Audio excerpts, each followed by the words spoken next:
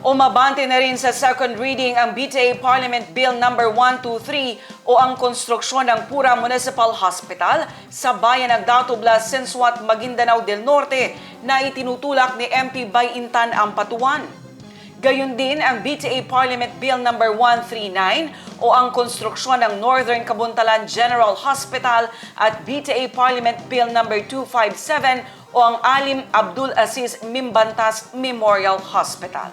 Idetalye mo, Jehana Ahmad.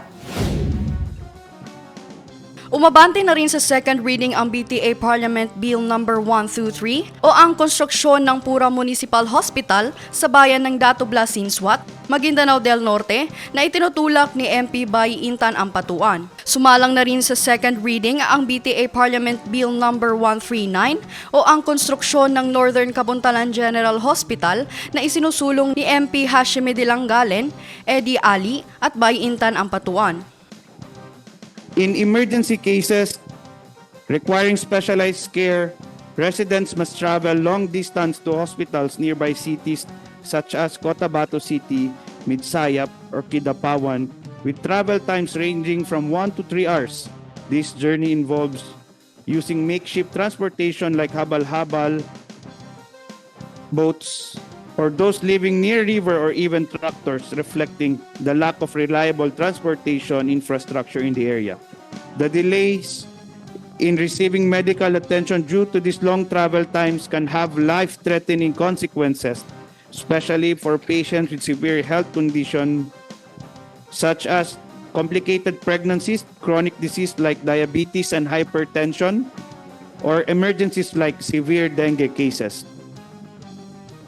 Recognizing the importance of public engagement in the legislative process, the Committee on Health initiated a public hearing on August 8, 2024 in Northern Kabuntalan, and I'm proud to say that time, yun po yung may pinakamaraming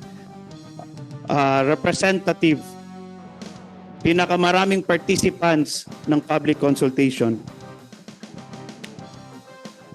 Following the public hearing, the COH conducted internal deliberations to discuss the technical aspects of hospital construction, including its capacity, location, and required medical equipment.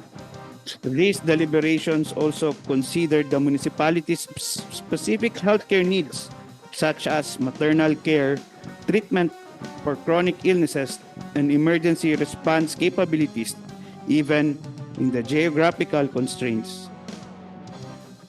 Upon finalizing this technical discussion, a joint committee hearing between the COH and the Committee on Finance, Budget, and Management was held.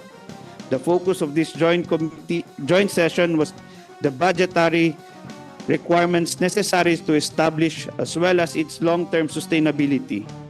Both committees work in close coordination to ensure the hospital's budget would be sufficient to cover construction, staffing, and ongoing operational costs, while also aligning with the region's fiscal priorities. The Committee on Health and Committee on Finance, Budget, and Management, in their joint deliberation recommending BTA Bill No. 139 following amendments. In the title, the phrase Northern Kabuntalan Municipal Hospital shall be changed as the Northern Kabuntalan General Hospital. Henceforth, the title shall be read as an act establishing the municipality of Northern Kabuntalan, province of Maguindanao del Norte, a Level 1 General Hospital to be known as the Northern Kabuntalan General Hospital and appropriating funds therefore. Pasok na rin sa second reading ang BTA Parliament Bill No. 257 o ang Alim Abdul Aziz Mimbantas Memorial Hospital. Principal authors ng panukalang batas sina MP Said Sheikh, Ali Muntaha Babaw, Amrosi Makatanong, Abdullah Makapaar, Basit Abbas, Marjani Makasalong, Nabila Pangandaman at Ali Sulaiman. The municipality is relatively remote with the limited infrastructure connecting it to major urban centers. This remoteness contributes to difficulties in accessing healthcare facilities as well as delays in the provision of medical supplies and services. The healthcare facilities within Mashu are limited often constrained by a lack of medical equipment, healthcare professionals, and essential medicine. Residents often rely on rural health units or barangay health station for their medical needs, which can only provide basic services and are often ill-equipped to handle more serious conditions. For more specialized care, residents must travel to Marawi City or other neighboring areas, which can be time-consuming and costly.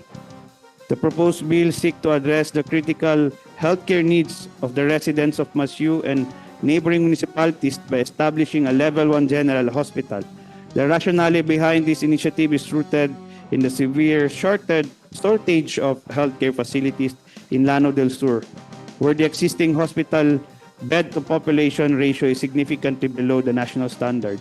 The bill aims to provide accessible and affordable healthcare to underserved communities, alleviate the burden on existing hospitals, and improve overall public health outcomes in the region.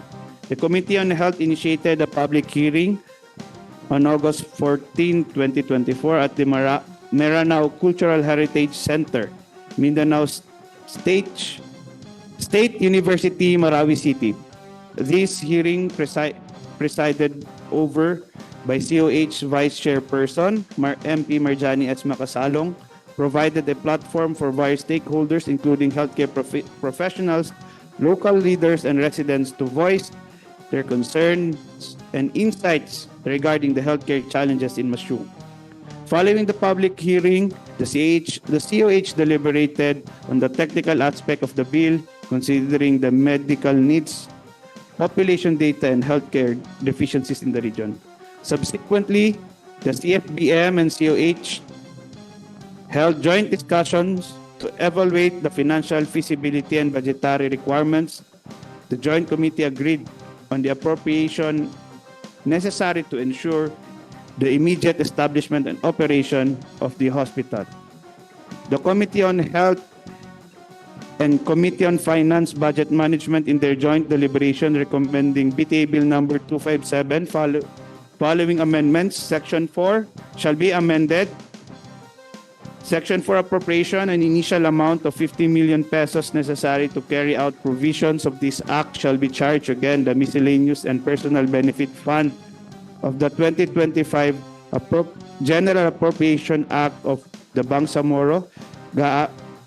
Thereafter, funds necessary for the operations of the hospital shall be included in the annual appropriations. This 50 million will serve as the initial funding to kickstart the hospital construction and procure essential medical equipment. It is projected that further funding will be required for the hospital operations, staffing, and additional medical supplies, which will be integrated into the GAAB in subsequent years. 4 na proposed resolutions naman ang nirefer sa kani-kanilang komite, kabilang na ang immediate passage ng Senate Bill number 2817 o an act strengthening the independence of the Commission on Elections, amending for the purpose pertinent provisions of Batas Pambansa bilang 881 o ang Omnibus Election Code.